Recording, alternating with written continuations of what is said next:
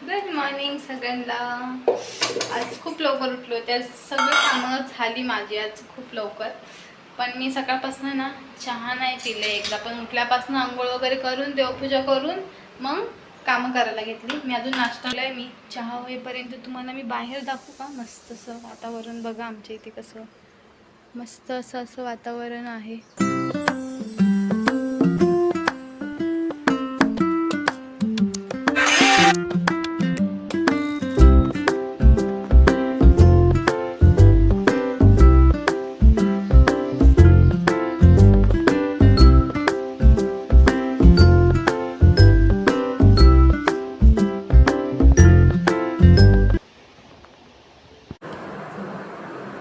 चहा पिऊन घेते.